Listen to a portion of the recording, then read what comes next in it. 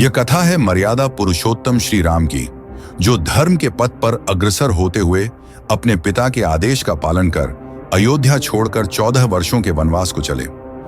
अपनी धर्म पत्नी सीता और भ्राता लक्ष्मण के साथ उन्होंने लोक कल्याण के लिए अनेकों कठिनाइयों का सामना किया। वन में रहकर साधना की, तपस्या की और अनेक राक्षसों का संहार किया। परंतु असली दुख तब आया जब कपटी लंका पति रावण छल पूर्वक माता सीता का अपहरण कर उन्हें लंका ले गया। श्री राम और लक्ष्मण ने माता सीता की खोज में अनेक प्रयास किए और इसी दौरान उनकी भेंट हुई महाबली हनुमान और सुग्रीव से। हनुमान और सुग्रीव ने श्री राम को अपना समर्थन का आश्वासन दिया। समुद्र को लांघते हुए हनुमान ने लंका में माता सीता का पता लगाया और श्री राम को यह जानकारी दी कि रावण ने माता सीता को 2 माह का समय दिया है।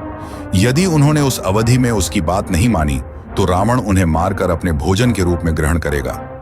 यह सुनकर श्री राम ने दृढ़ निश्चय किया कि उन्हें शीघ्र ही वानर सेना के साथ समुद्र पार करना होगा। वह रावण के साथ महायुद्ध करेंगे और अपनी धर्म पत्नी को वापस लेकर आएंगे। अब युद्ध अवश्यंभावी था, एक ऐसा युद्ध जो केवल रावण के विनाश की गाथा नहीं बल्कि अधर्म के नाश और धर्म की विजय का अमर इतिहास बनेगा।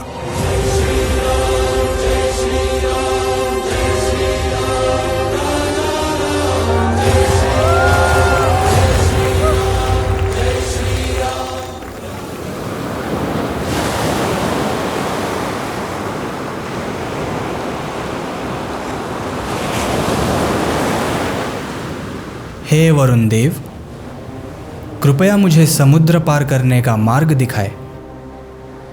मैं धर्म की रक्षा के लिए अपने भक्तों की सेना के साथ लंका जाना चाहता हूँ।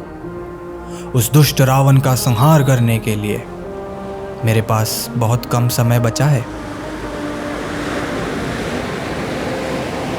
ओम वरुणाय नमः। ओम वरुणाय नमः। ओम वरुणाय नमः। ओम वरुणाय नमः। बिना कुछ खाए पिए श्री राम 3 दिनों तक समुद्र के तट पर वरुण देव से प्रकट होने की प्रार्थना कर रहे हैं। हर एक क्षण बीतने के साथ सभी की धड़कनें भी बढ़ती जा रही हैं। लेकिन जब वरुण देव प्रकट नहीं हुए तो श्री राम की सहनशीलता का बांध टूट गया। ओम वरुणाय नमः।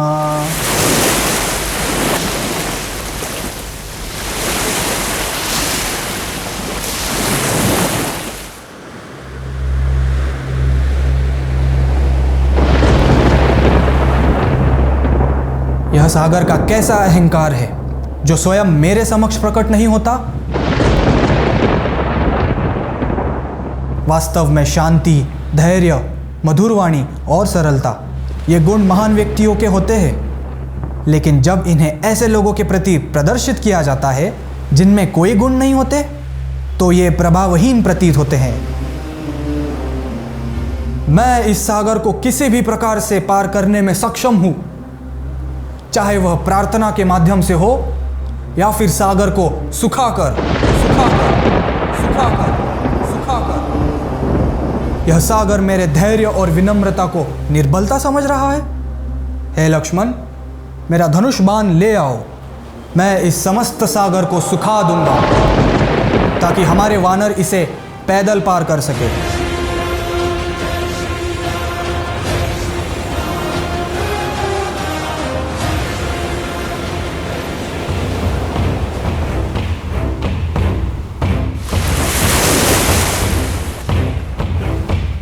हे राम, मैं आपसे क्षमा चाहता हूं।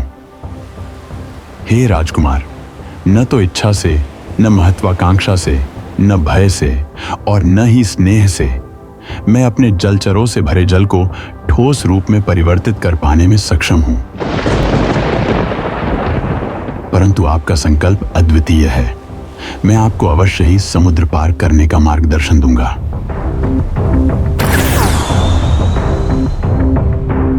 हे परम पुरुषोत्तम राम, आपकी वानर सेना में विश्वकर्मा का एक पुत्र नल है। नल अपने पिता की तरह ही अत्यंत कुशल और योग्य है। इस अत्यंत कुशल वानर से आप मुझ पर सेतु का निर्माण कराएं। मैं उस सेतु को धारण करने में पूरी तरह सक्षम हूं।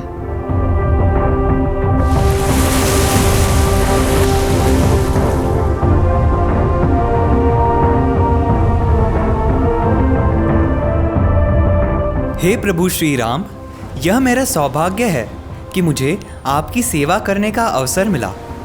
जब आपका पावन नाम सारा जगत आकाश में संभाल सकता है, तो यह राम नाम के पत्थरों से बना पुल समुद्र पर क्यों नहीं तैर सकता। मैं आपके आशीर्वाद से इस महासागर पर पुल का निर्माण शीघ्र ही पूरा करूंगा। आपके उद्देश्य की पूर्ति ही मेरे जीवन का सबसे बड़ा वरदान है। राम सेतु की जय, राम सेतु की जय, राम सेतु की जय।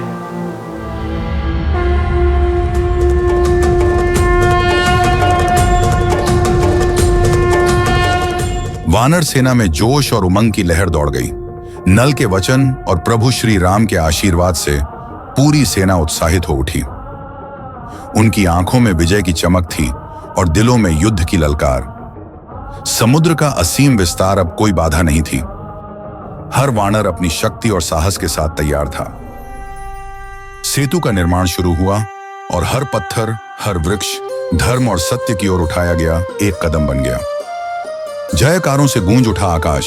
जय श्री राम, जय श्री राम। अब लंका के अधर्म का अंत निकट था। एक नया इतिहास रचने का समय आ गया था।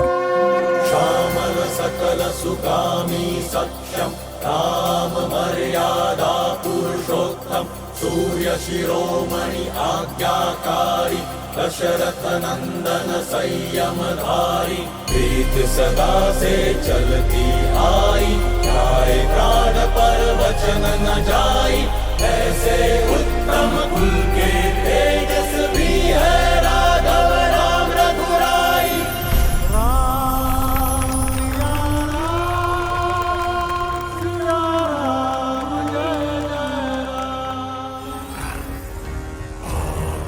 लंका में हनुमान द्वारा मचाए गए तांडव को देखकर चारों ओर भय और तनाव का माहौल है।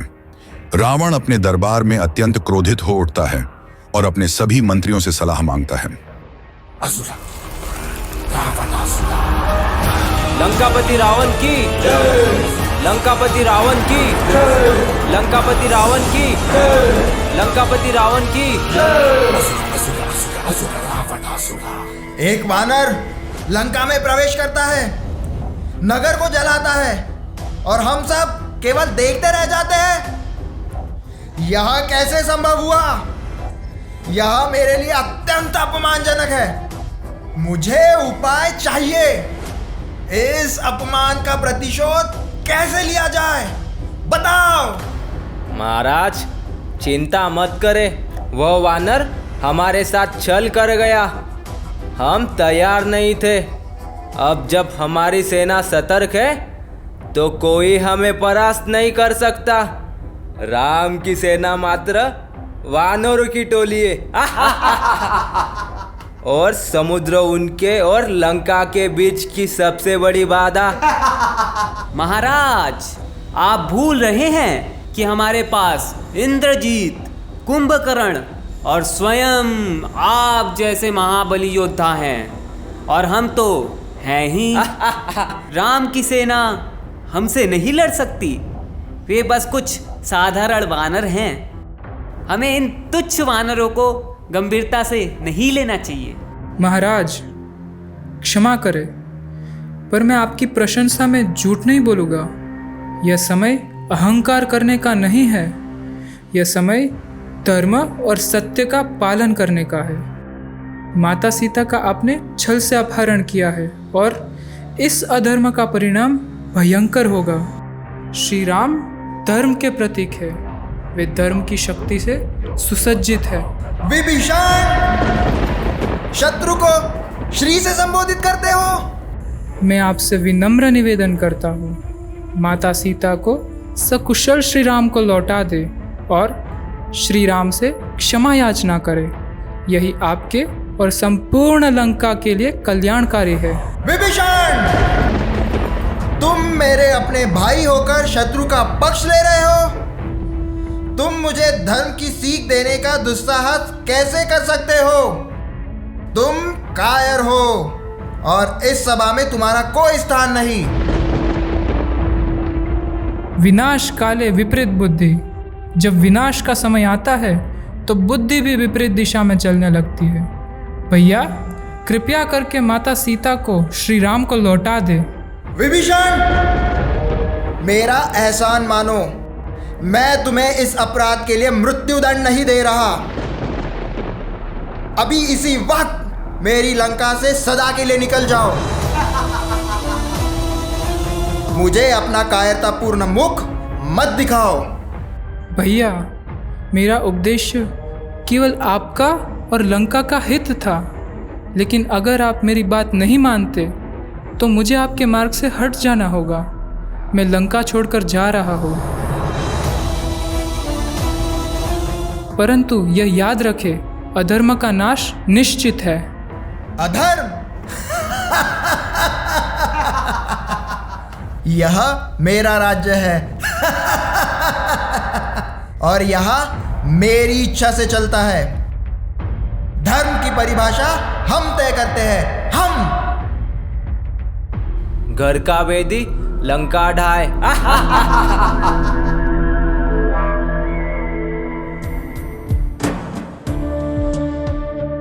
विभीषण लंका छोड़ने के पश्चात श्री राम के पास समुद्र तट पर पहुंचते हैं। उनका चेहरा चिंता और निश्चय से भरा है। वानर सेना उन्हें देखते ही सतर्क हो जाती है और हथियार उठाकर विभीषण को घेर लेते हैं।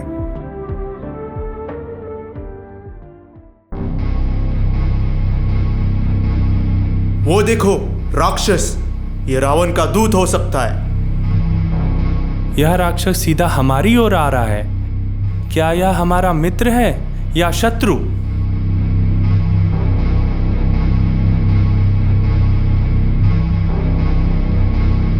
हे वानर वीरो, डरने की आवश्यकता नहीं। मैं रावण का अनुज विभीषण हूं। मैं प्रभु श्री राम की शरण लेने आया हूं। हे प्रभु श्री राम, मैं आपके चरणों की शरण लेने आया हूं। मुझे आपके मार्गदर्शन की आवश्यकता है।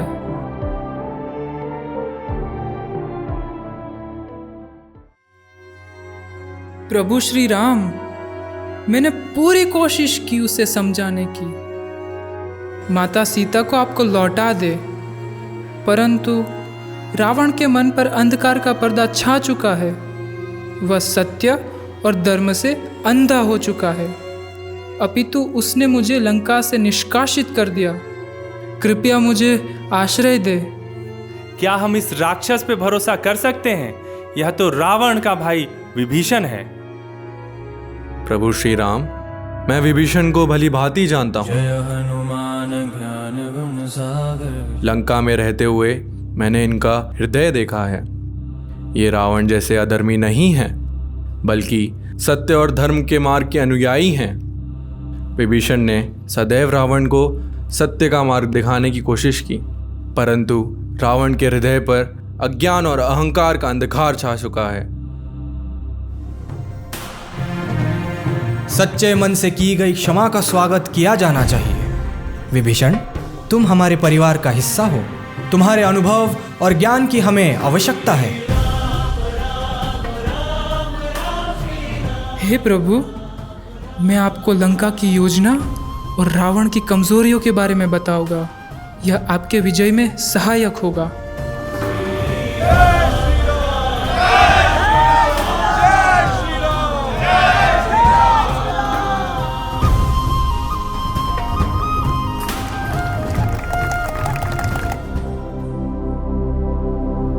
धर्म के मार्ग पर चलने वाले प्रभु श्री राम अपनी विशाल वानर सेना के साथ समुद्र को लांघकर लंका की ओर अग्रसर होते हैं। इस महायुद्ध की आहट अब लंका के हर कोने में सुनाई देने लगी है। श्री राम ने युद्ध टालने का हर संभव प्रयास किया और अब उन्होंने शांति स्थापित करने की यह अंतिम पहल की। उन्होंने अपना सबसे प्रिय दूत वीर अंगद को रावण के महल भेजा, अंतिम संदेश के साथ। यह संदेश न केवल रावण के लिए था, बल्कि समस्त लंका के लिए। जय श्री राम। हे महापापी रावण, मैं वाली पुत्र अंगद हूं। मैं अयोध्या के राजकुमार श्री राम के संदेश के साथ आया हूं। क्या तुम्हारे कानों तक मेरा नाम कभी पहुंचा है? नहीं।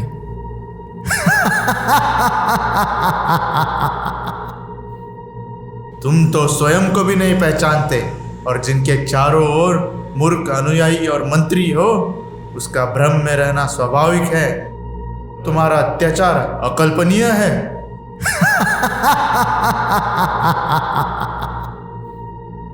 अब से तुम्हारा यह अभिमान जो तुमने ब्रह्मा से प्राप्त आशीर्वाद के कारण पाला है, नष्ट हो जाएगा। यदि तुम माता सीता को सम्मान पूर्वक श्री राम के सामने झुककर लौटा नहीं देते तो तुम्हारा अंत निश्चित है और विभीषण तुम्हारा उत्तराधिकारी बनेगा।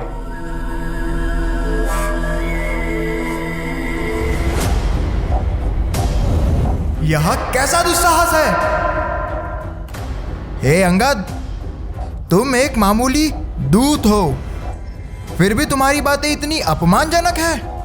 तुम मेरे साम्राज्य में आकर मुझे चुनौती दे रहे हो।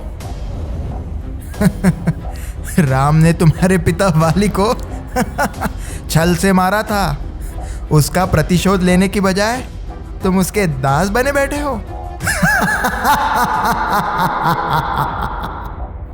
अंगद केवल धर्म का दास है और श्री राम धर्म के साक्षात अवतार है।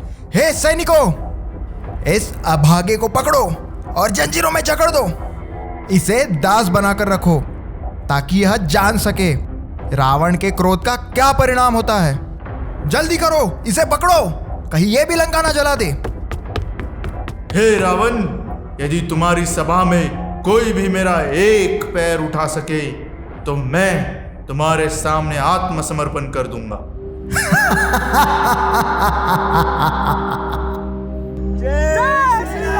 एक एक करके रावण के शक्तिशाली योद्धा अंगद के पैर को उठाने की कोशिश करते हैं, लेकिन सभी प्रयास व्यर्थ साबित होते हैं। क्या इतनी ही तुम्हारे महान योद्धाओं की शक्ति है? बस, मैं स्वयं इस चुनौती का सामना करूंगा।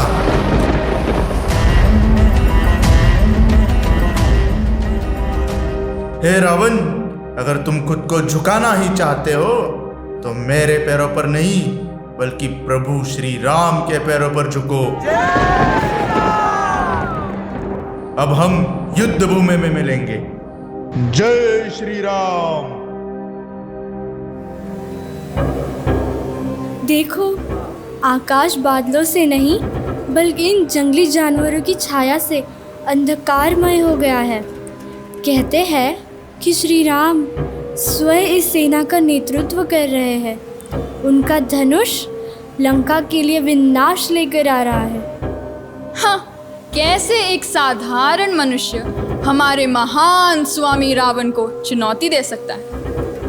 वही रावण जिसने इंद्र को हराया और स्वर्ग को अपने अधीन कर लिया।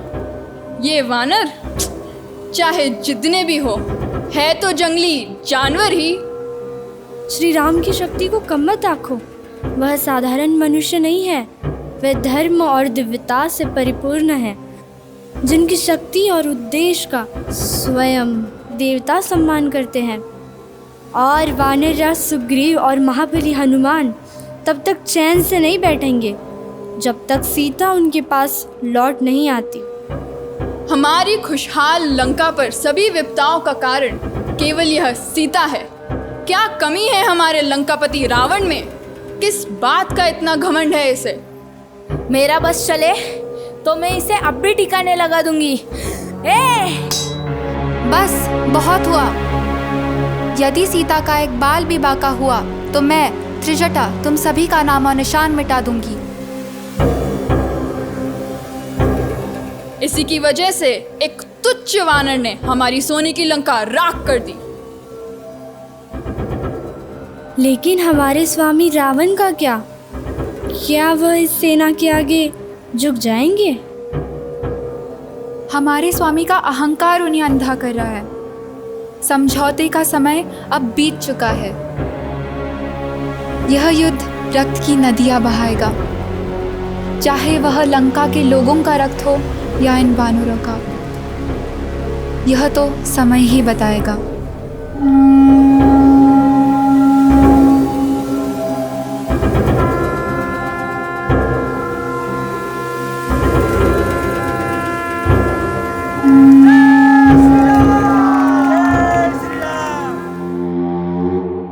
दोनों सेनाएं अब युद्ध के लिए तैयार थीं। लंका के राक्षस अपने युद्ध कौशल में निपुण अपनी पूरी शक्ति के साथ युद्ध भूमि में उतरे थे। दूसरी ओर वानर सेना अपने उत्साह और साहस के बल पर आगे बढ़ रही थी।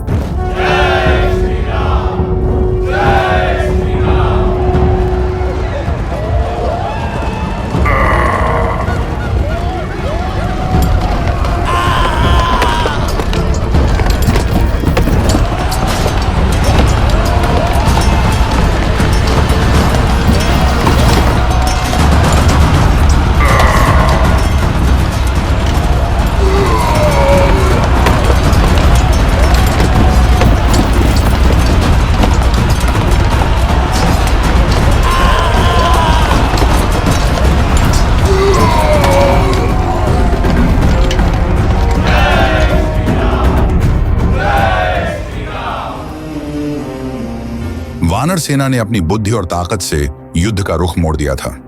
राक्षसों के प्रमुख योद्धा एक एक कर धराशायी हो रहे थे। धूम्राक्ष, प्रहस्त और अकंपन जैसे शक्तिशाली सेनापति अब युद्ध भूमि में नहीं रहे। यह स्पष्ट था, वानरों की रणनीति ने रावण की सेना पर भारी प्रहार किया था।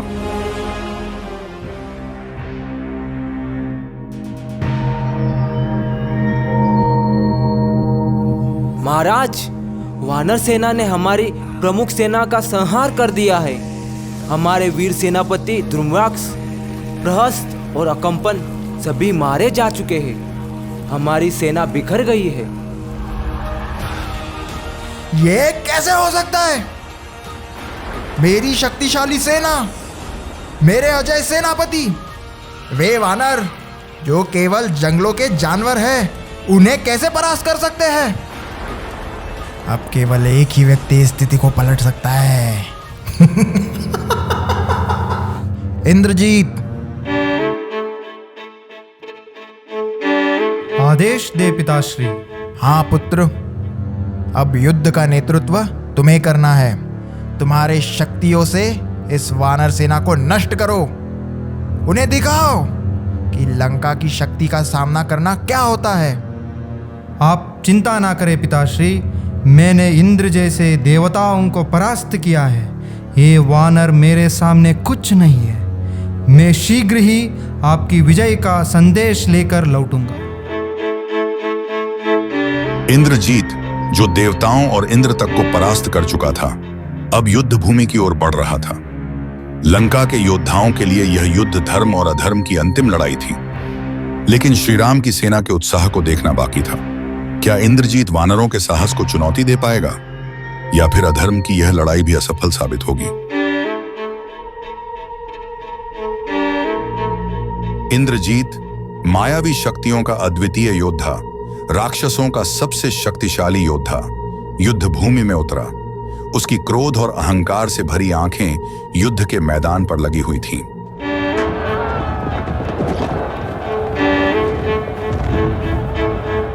हे राम लक्ष्मण, आज तुम्हारा अंत निश्चित है। तुमने मेरे पिता को चुनौती दी और अब तुम्हें मेरे बाणों का स्वाद चखना होगा। लक्ष्मण, सतर्क रहो। यह युद्ध कौशल से परिपूर्ण लगता है। आपने उचित कहा भ्राता। इंद्रजीत कुछ क्षणों के लिए युद्ध करता है, लेकिन जब वह देखता है कि उसकी सीधी लड़ाई काम नहीं आ रही है, तो वह अपनी मायावी शक्ति का उपयोग करने का निर्णय लेता है। अचानक वह अदृश्य हो जाता है। वानर सेना और श्री राम लक्ष्मण उसे चारों ओर ढूंढते हैं, लेकिन वह कहीं नहीं दिखाई देता। यह उसकी सबसे भयंकर चाल थी, शत्रु को अंधकार में रखना और दूर से वार करना।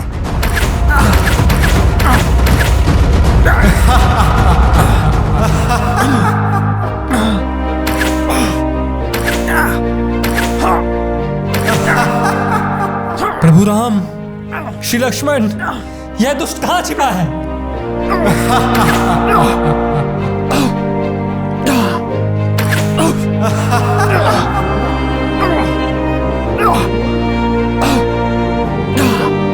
इंद्रजीत की मायावी शक्तियों ने युद्ध को एक नया मोड़ दे दिया था।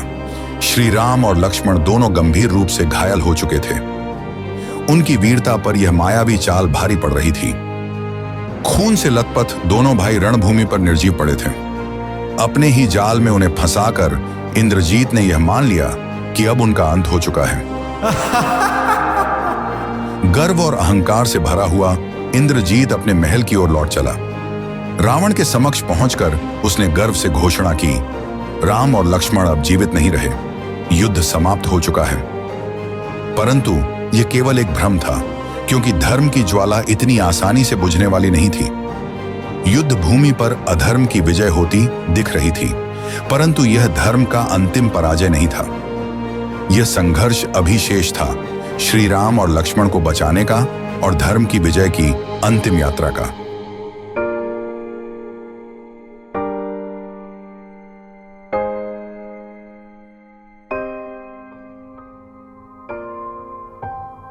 रावण राम और लक्ष्मण को मृत समझ त्रिजटा सहित कुछ राक्षसियों को आदेश देता है कि वे सीता को पुष्पक विमान में युद्ध क्षेत्र ले जाएं और उसे दिखाएं कि इंद्रजीत ने राम और लक्ष्मण का वध कर दिया है। राक्षसियां सीता को पुष्पक विमान में बिठाकर युद्ध क्षेत्र में ले जाती हैं, जहां वह राम और लक्ष्मण को तीरों के बिस्तर पर अचेत पड़ा हुआ देखती है। राम और लक्ष्मण को मृत समझकर सीता बिलख बिलख कर रोने लगती है। इसके पश्चात राक्षसियां सीता को वापस अशोक वाटिका ले आती हैं।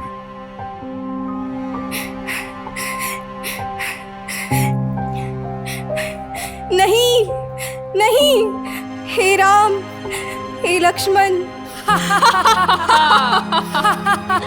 कहाँ गया वो वीर राम जो महाबली रावण को परास्त करने चला था? लंका पहुंचा और यमलोक की राह पकड़ ली। वह जो धर्म का रक्षक कहलाता था, आज स्वयं मृत्यु की गोद में सो रहा है। मुझे तो अब भी विश्वास नहीं होता कि इंद्रजीत ने राम और लक्ष्मण का वध कर दिया है। अब जब मेरे राम मारे गए हैं, तो वे सभी भविष्यवक्ता जिन्होंने यह भविष्यवाणी की थी कि मैं अपने पति के साथ सुखी रहूंगी, झूठे साबित हुए हैं। युद्ध में राम की दृष्टि के दायरे में पहुंचने के बाद कोई भी शत्रु जीवित नहीं लौट सकता था, चाहे वह विचार की गति के समान तेज ही क्यों ना हो। परंतु मायावी शक्तियों के द्वारा उन्हें छल से मारा गया है। अब मैं किसी भी प्रकार के सहारे से वंचित हूँ। मैं अति शीघ्र अपने प्राण त्यागना चाहती हूँ। हे राम, हे लक्ष्मण। शांत हो जाइए देवी, निराश मत हो, श्री राम जीवित है। ये त्रिजटा तुम्हें ठोस कारण बताएगी। एक सेना जो अपने राजा को मृत देखती है, भयभीत और दिशाहीन हो जाती है, लेकिन राम की सेना न भ्रमित है न विचलित। वे राम और लक्ष्मण की रक्षा कर रहे हैं। त्रिजटा ने कभी झूठ नहीं बोला और न ही कभी बोलेगी। राम और लक्ष्मण को कोई नहीं पराजित कर सकता, सारे राक्षस और देवता मिलकर भी नहीं। जिनके प्राण निकल चुके हो उनके चेहरे पर भयावता होती है, परंतु राम और लक्ष्मण के चेहरे पर अब भी तेज है। उनके मरने का तो प्रश्न ही नहीं उठता। राम और लक्ष्मण शीघ्र ही लौटकर तुम्हें इस पीड़ा के चंगुल से मुक्त करेंगे, जैसे सवेरा अंधकार को चीरता है।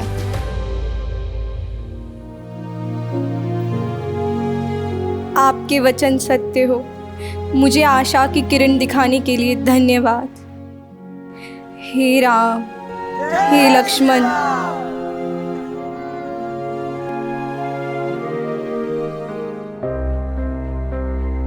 लक्ष्मण गंभीर रूप से घायल हैं, लेकिन हनुमान के द्वारा लाई गई संजीवनी बूटी के प्रभाव से वह धीरे धीरे होश में आते हैं। श्री राम के पास बैठकर लक्ष्मण ने अपनी आंखें खोली।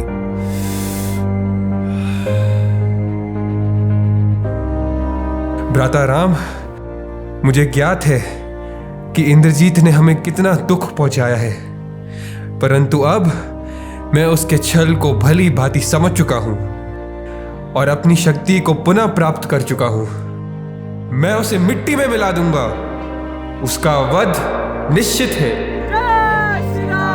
लक्ष्मण की आंखों में प्रतिशोध की ज्वाला जल रही थी। उन्होंने अपने भाई श्री राम को वचन दिया कि वह इंद्रजीत का अंत करके ही रहेंगे। संजीवनी बूटी ने उन्हें पुनर्जीवित किया था और अब वे अपनी शक्ति को समेटकर युद्ध भूमि में लौटने को तैयार थे।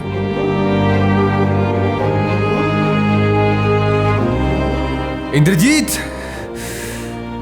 तेरा अहंकार अब समाप्त होगा। तुम्हारा ये प्रतिशोध केवल भ्रम है। तुम मुझसे नहीं जीत सकते।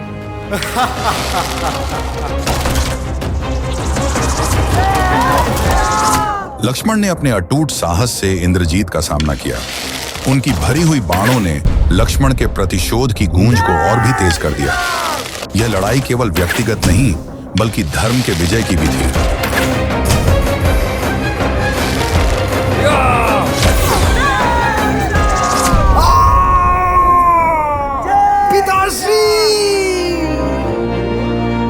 लक्ष्मण ने इंद्रजीत को धराशायी कर दिया। उसकी क्रूरता का अंत हो गया। श्री रामचंद्र की, श्री रामचंद्र की, श्री रामचंद्र की। रावण के महल में एक अजीब सी चुप्पी छा गई थी। अचानक एक दूत दौड़ता हुआ आता है। उसकी आंखों में भय और दुख की छाया थी।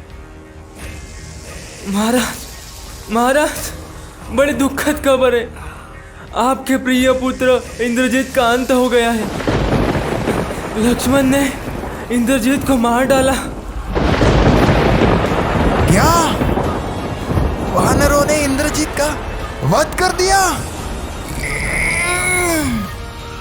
इस दुखद समाचार ने रावण के हृदय को झकझोर दिया। उसके भीतर की आग भड़क उठी। उसने गहरे गुस्से और अवसाद के साथ आदेश दिया, कुंभकर्ण को तुरंत जगाओ। उसे इसका प्रतिशोध लेना होगा।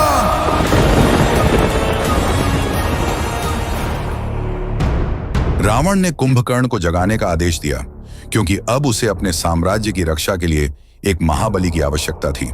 युद्ध का यह नया अध्याय शुरू होने को था, परंतु कुंभकर्ण को जगाना कोई मामूली काम नहीं था। उसकी निद्रा साधारण नहीं थी।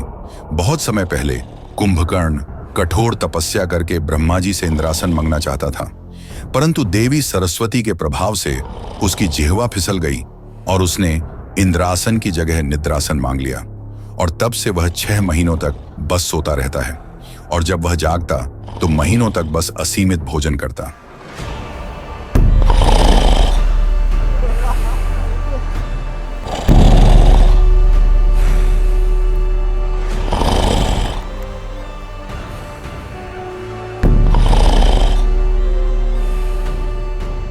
कुंभकर्ण को जगाने के लिए पूरा महल जुट गया।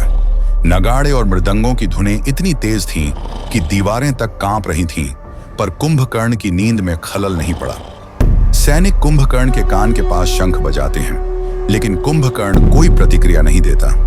फिर कुछ सैनिक उसके विशाल पैरों को हिलाने की कोशिश करते हैं, लेकिन वह हिलता भी नहीं।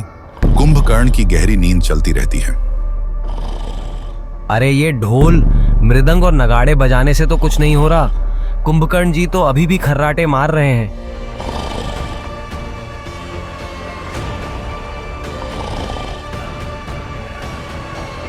जैसे ही स्वादिष्ट भोजन कुंभकर्ण की नाक तक पहुंचा, उसकी नाक ने उसकी नींद को पराजित करना शुरू कर दिया। शायद यह महक ही उसकी सच्ची कमजोरी थी। भोजन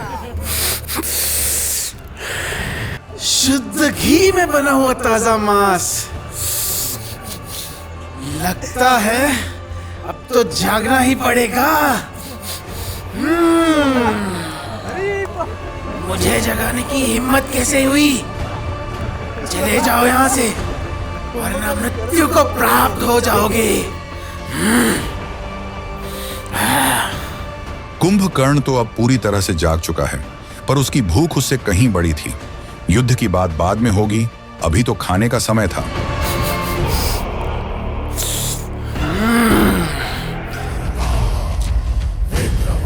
भ्राता रावण, तुम्हारा यहाँ आना असामान्य है। क्या कोई बड़ी समस्या खड़ी हुई है? वरना तुम तो अपने ऐश्वर्य में ही मग्न रहते हो। समस्या? हाँ, समस्या ऐसी है जिसने मेरी पूरी लंका को हिलाकर रख दिया है। राम और उसकी वानर सेना ने मेरी सेना का सफाया कर दिया है। मैंने राम की धर्मपत्नी सीता का अपहरण कर लिया था, लेकिन अब यह मेरे विनाश का कारण बन रही है। क्या अब साक्षात जगदम्बा को छल से लंका ले आए? मेरे सबसे शक्तिशाली सेनापति और राक्षस योद्धा मारे जा चुके हैं। यहां तक कि इंद्रजीत, जिसने देवताओं तक को हराया था, वो भी मारा जा चुका है। क्या इंद्रजीत मारा गया? वह तो अपराजेय था। पर राम की शक्ति के आगे कौन खड़ा हो सकता है? अब मेरे पास केवल एक ही आशा बची है, तुम। भ्राता, तुम अधर्मी हो, परंतु मैं हमेशा तुम्हारे साथ रहूंगा। अगर यह लंका के भविष्य के लिए आखिरी युद्ध है, तो मैं श्री राम और उनकी सेना से अवश्य लड़ूंगा। परंतु यह युद्ध केवल एक साधारण युद्ध नहीं होगा। यह लंका के भाग्य का निर्णय करेगा भ्राताश्री। कुंभकर्ण अब युद्ध भूमि में उतरने को तैयार था। लंका का भविष्य अब उसके हाथों में था। रावण के पश्चात वह अंतिम योद्धा था जो धर्म के अवतार श्री राम के खिलाफ खड़ा होने जा रहा था। कुंभकर्ण अपने विशालकाय शरीर के साथ युद्ध भूमि में प्रवेश करता है। उसके कदमों से धरती हिल रही है। वानर सेना उसकी विशालता और शक्ति देखकर डर से पीछे हटने लगती है। कुंभकर्ण अपने हाथों से बड़ी बड़ी चट्टानें उठाकर वानरों पर फेंक रहा है। उसकी गर्जना से पूरा मैदान गूंज उठता है।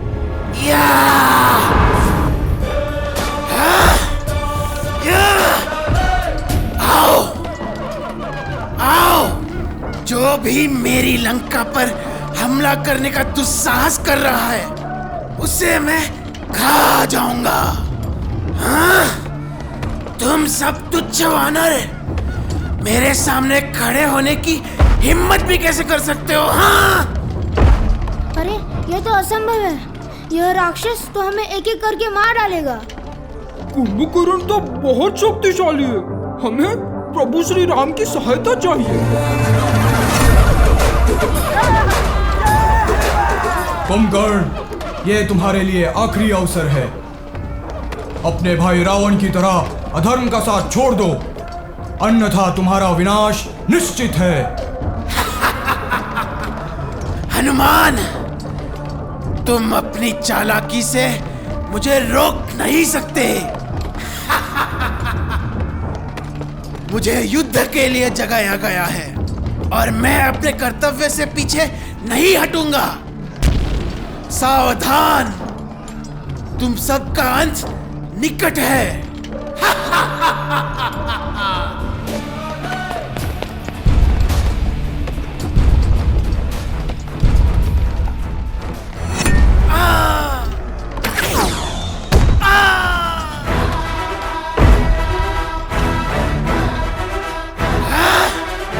कुंभकर्ण, तुम्हारी शक्ति महान है, लेकिन तुम अधर्म का साथ दे रहे हो। यह तुम्हारे अंत का समय है। अगर तुम अब भी समझ सको तो अपने पापों से मुक्ति पा सकते हो। राम, मुझे अपने कर्तव्य का ज्ञान है। मैं किसी से नहीं डरता और मेरे लिए अपने भ्राता रावण के आदेश का पालन करना ही सर्वोच्च धर्म है। अगर मुझे मरना ही है तो मैं इसी युद्ध भूमि में वीर गति को प्राप्त करूंगा।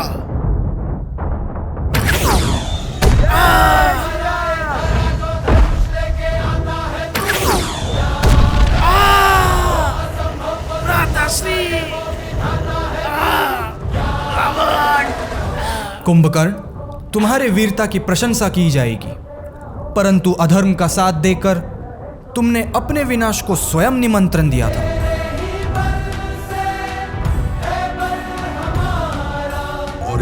कुंभकर्ण और इंद्रजीत की मृत्यु ने रावण को झकझोर कर रख दिया। अब उसके पास केवल एक ही विकल्प बचा था, स्वयं युद्ध भूमि में उतरना। अधर्म के इस योद्धा का अंत निकट था और वह प्रभु श्री राम के सामने आखिरी बार अपना अहंकार लेकर आया। रावण, जो कभी अपने बल और शक्ति पर गर्व करता था, अब अपनी अंतिम लड़ाई के लिए तैयार था।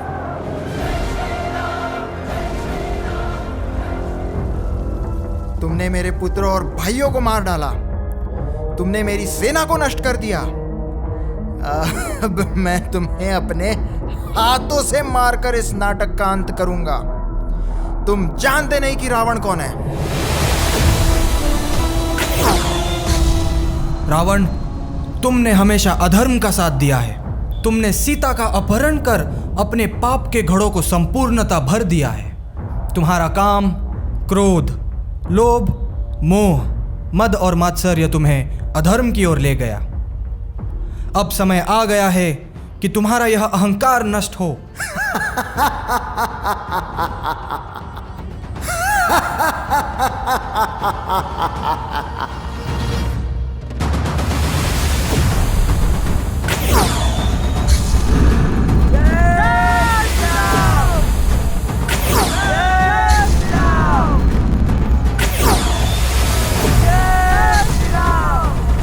तुम मुझे कभी परास्त नहीं कर पाओगे राम, मैं अजय हूं। रावण, तुम अजय नहीं, अधर्मी हो और अधर्म का नाश निश्चित है।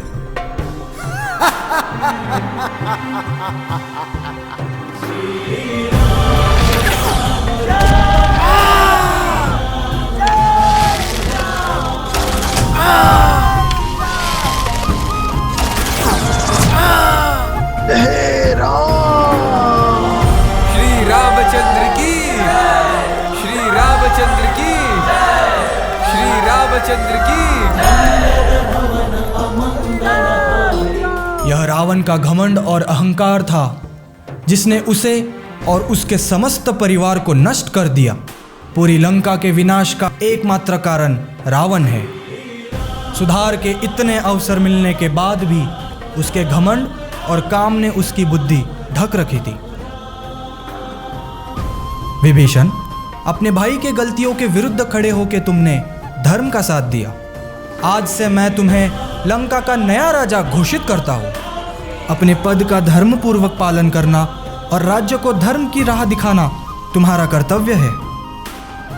प्रभु श्री राम, मैं सदैव आपके आदर्शों पर चलूंगा और लंका का शासन धर्म पूर्वक करूंगा।